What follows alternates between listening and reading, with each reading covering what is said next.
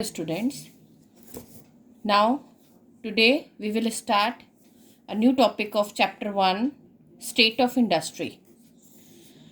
जैसे हमने agriculture sector में पढ़ा था कि एग्रीकल्चरल कंडीशन कैसी थी on the eve of independence, अब हम पढ़ेंगे आज स्टेट ऑफ इंडस्ट्रीज़ के बारे में. तो status of Indian industry at the time of independence में पहला है policy of deindustrialisation. Policy of deindustrialisation का मतलब क्या है कि उनका जो ब्रिटिशर्स था उनका क्या मोटिव था इस पॉलिसी को, मतलब इंडस्ट्री इसको लेकर के क्या पॉलिसी उन्होंने बना रखी थी. तो उनका जो पहला मोटिव था जो डी इंडस्ट्रियलाइजेशन का, उसका पहला मोटिव क्या था?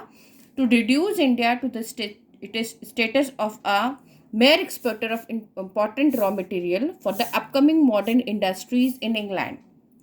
उनका जो बेसिक जो मकसद क्या था ब्रिटिशर्स का, कि हमें as a raw material use करने के लिए उन्होंने बना रखा था कि हम उनका जो रॉ मटेरियल, मतलब हमारे इंडिया का जो रॉ मटेरियल है वो केवल ब्रिटिश कंट्रीज़ में ही जाए. ठीक है, वो पूरा जो मेन फोकस उनका था कि यहाँ की रॉ मटेरियल को केवल वो अपनी ही कंट्री में लेकर के जाएं और वहाँ से बना हुआ सामान के केवल वो यहाँ पर पे इंडिया पे आकर के बेचें. तो इंडिया पूरी तरीके से उन ब्रिटिश कंट्रीज़ पे क्या हो जाए, डिपेंड हो जाए. दूसरा उनका जो मोटिव था वो आपको कल भी मैंने एक्सप्लेन किया था. दूसरा मोटिव क्या था? To convert India into a market for finished product. जो ब्रिटिश कंट्रीज़ में जो यहाँ के रॉ मटेरियल से बना हुआ सामान बनता था उनके लिए उन्हें मार्केट की ज़रूरत होती थी. तो वो मार्केट जो था वो एज ए इंडिया को वो यूज़ करें. तो ये जो दो डी इंडस्ट्रियलाइजेशन की पॉलिसी थी ये थी उनकी. सेकेंड पॉइंट है establishment of some modern industry. During the second half of the 19th century, modern industries began to be established in the India, but its progress remained very slow. It means modern India में modern industries जो थी वो Britishers ने develop तो की, लेकिन जो उनकी स्पीड थी वो क्या थी, बहुत ही कम थी. Initially, this development was confined to the setting up of cotton and jute textile mills, as these industries could not be developed elsewhere for geographical reasons. The cotton textile mills, mainly dominated by Indians, were located in Maharashtra and Gujarat, while the jute mills, dominated by the foreigners, were mainly concentrated in Bengal. Apart from cotton and jute industries, the main interest of the Britishers was in tea, coffee, and indigo plantation.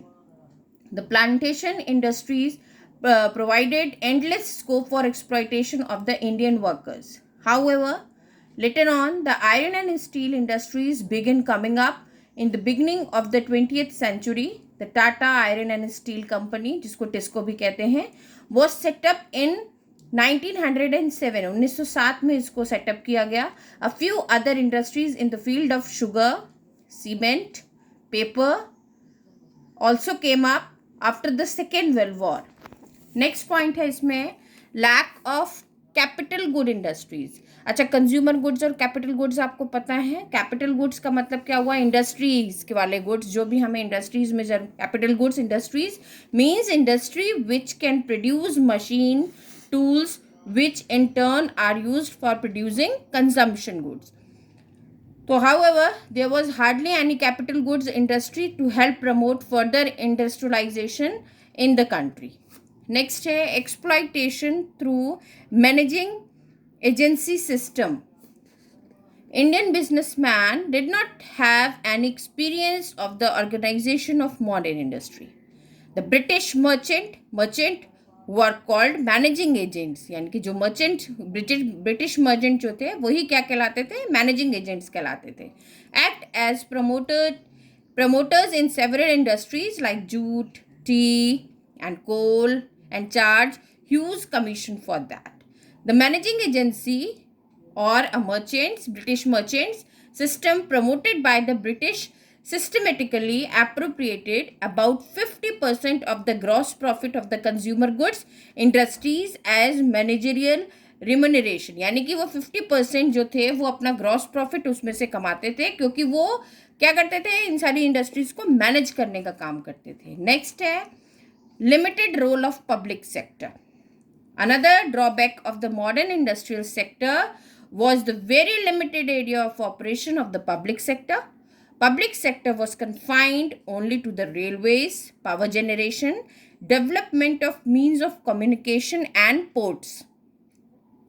इसी में next point है आपका low share of industry in national income and invest. The share of industries in GDP was only 11.8% in 1950-51. This sector provided employment merely 10.7% of the workforce in that year. In other words, the industrial sector accounted for only 1/8 of GDP. 1/8 मतलब 1/8 of GDP and 1/10 of the workforce on the eve of the first plan। यानी कि जब first plan आया तब तक हमारा केवल 110% ही workforce जो था वो काम में लगा हुआ था।